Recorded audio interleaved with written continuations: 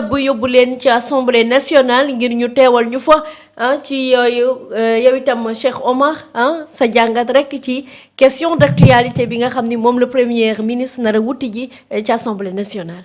Non, première chose, d'abord, je crois que je l'avais dit ici.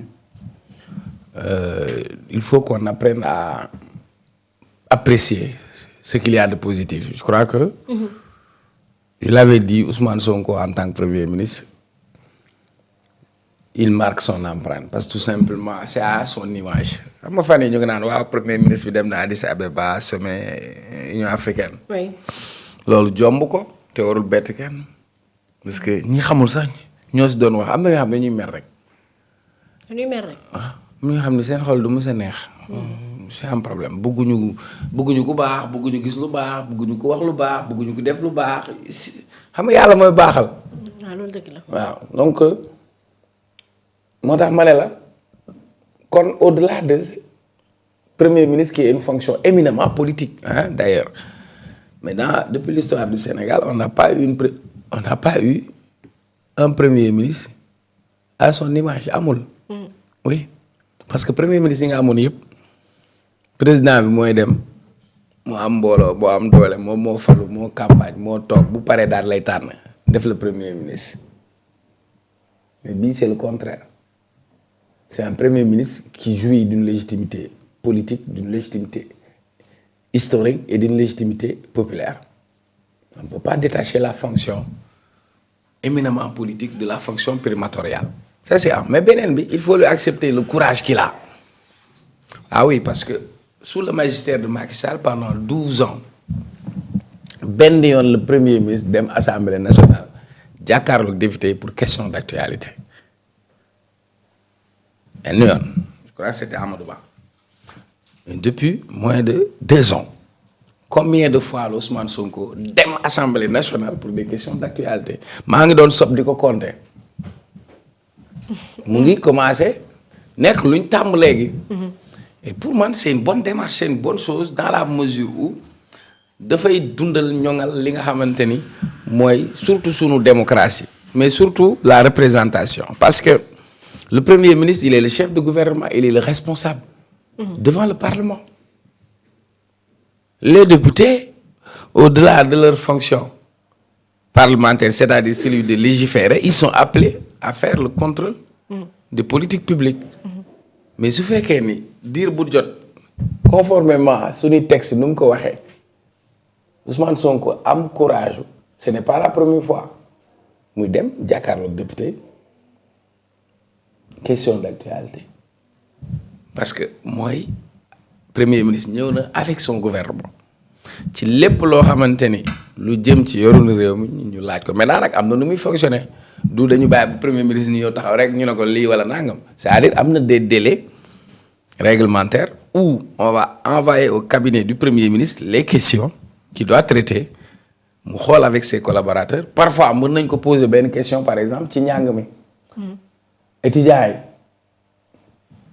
su boobaa est-ce que moom bu ko neexee mu tontu si bu ko neexee mu woo le ministre de l'enseignement supérieur mais en tout cas saluer le courage qu'il a quand même de le faire et pour moi c'est assez important donc ça veut dire qu'aujourd'hui on va inscrire dans les annales quand même de la gouvernance que le premier ministre aille à l'Assemblée nationale de manière fréquente pour faire face aux questions d'actualité pour xam nga s'exprimer sur les questions essentielles qui concernent le Sénégal et les Sénégalais. mais tey Cheikh Omar ndax jàpp ni nga yenn ci sujet yi nga xam ni ba léegi ñu ngi koy waxtaane mu bokk ci borom ñaari tur yi évolution boobu les dossiers bokk ci mbirum étudiants yi bokk ci itam suñu supporters ya ca Maroc ndax moom demoon na fa nga jàpp ni yi itam du pañ yu nu mën a xaarandi ay réponses jëmale ko ci le premier ministre. waaw mais xam nga paax moom kenn du ko jiit ci mbaram. sama xarit bi nu mu tudd Ngone. waaw Ngone xam nga dafa aay Ngone moom mu dafay toog def gisaare ne la lii lay wax lii lañ koy laaj mais ñun li ñu am peut-être. di ko nuyu au passage. Voilà dans l'actualité ce qu'on peut voir. Il y a des questions yoo xamante ni sur le plan social elles sont là. Parce que durant pratiquement une semaine ou 2 semaines c'est la question de l'homosexualité qui revient. Oui. D'ailleurs on a vu un projet de loi du gouvernement boo xam ne adopté nañ ko en conseil des ministres bu ciy wax est-ce que criminalisation la wala est-ce que durcissement la ça c'est d'autres questions et puis mën nga am ce projet de loi mu dem mu am ay amendement ak ay soppite. parce que xamoo finalité bi mais au moins ça montre qu'il y a une volonté réelle par rapport à ce sujet. Sur la crise universitaire, je crois que on ne peut pas ne pas parler de la crise universitaire. Ce n'est pas possible. D'autant plus qu'il y a eu mort d'homme. Avec tout ce qui s'est passé, ces événements malheureux, pour moi, le Premier ministre, il est le chef du gouvernement. Et le gouvernement est responsable de cette situation. Donc, il faut que nous assumions cette responsabilité. S'il faut faire des réformes, nous devons faire les réformes, wah. Loolu pour man c'est des questions essentielles et tu as parfaitement raison maintenant nag buy dem assemblée nationale waxul ak député yi kese mais dina tax mu indaale ay tontu yu mu jagleel sénégalais xam beneen aspect bi nga xam ne da ci am bu ko neexee dafa pànk et moi j'aime bien ku lu dóor na nga fayu. waaw Abdoulaye Wade moo ñu ko wax moo nag bu la nit fekkee si mbooloo ne la teel mbéj. nag bul bàyyi ba génn ci mbooloom tu as vu à chaque fois am na boo xam ne dem na fa certains opposants au lieu d'être objectifs de poser des questions essentielles et objectives sont allés sur des attaques personnelles et sur ce terrain moom il riposte côté boobu du ma ko tere de. Parce que am na loo xamante ni c'est sur le plan politique c'est comme un ring de boxe hein. Tu reçois un coup mais tu donnes un coup mais voilà il faut s'attendre à recevoir d'autres coups donc ñi ko defoon ñëpp laale nañ ak moom kenn ki nee na nga ndax imaam nga keneen ki mu ngi noonu donc nañ leen xaar. moo tax bële passé ñu bëri dañoo daw. mais nee nañ parce que ni ñu koy defee moo jaaru yoon de gars yi loolu lañ wax. ne lañ ko defee.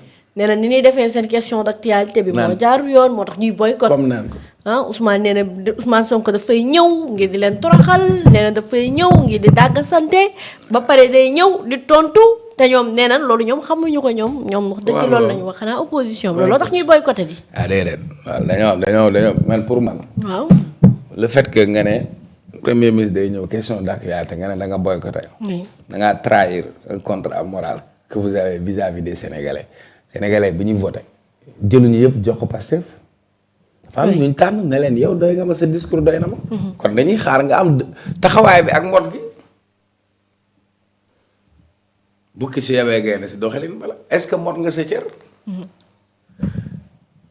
man tu penses que yow man dinaa nekk député premier ministre ñëw du ma wax ak moom si arène nationale Pikine bi xaaral sax fii laa koy waxee sax. Monsieur le Premier ministre Ousmane Sonko, j'interpelle également le ministre des Finances, le ministre des Sports et le ministre des Collectivités Territoriales, l'arène nationale est dans le Njoubadi. Elle n'a jamais été dans le Djoubandi pendant des années parce qu'il y a un déficit de 90 millions de pertes de recettes pour la commune de Pikine Nord. Parce que dans le cadre du Code général des collectivités territoriales, il y a la taxe sur le spectacle de 15% qui n'ont jamais été collectés par le Trésor, qui n'ont jamais été perçus par la commune de Pikine Nord. Par exemple, oui. lamb yi ñuy def nii. commune bi amu ci dara. Mbuudu loi au Sénégal. Code général des collectivités territoriales moo tënk doxalinu mairie. Code général des impôts moo tënk doxalin ci wàllu impôt ak fiscalité comprenez loi bi dafa ne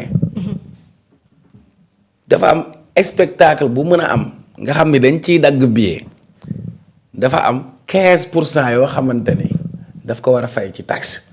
làmb ji am na billet 100,000 am na bu 10,000 am na bu 5,000 boobu ba léegi làmb ji day am mercredi xoola fi. làmb ji dina am samedi dimanche vendredi. bu ñu ko xaymaa année bu nekk gox bi dina perte 90 millions bi fa arène bi nekkee ba tey loolu ci lu mu bokk loolu lu jubal jubanti loolu man su ma nekkee député du ma taxaw ak premier ministre wax ko yow. ok waaw. xaaral ma yab député yi nekk Pikine. ñaar laa ci xam. waaw marché au poisson bi lu muy wuti ci ministère de la pêche un marché doit revenir à une ville par exemple. Les gens ne savent pas que.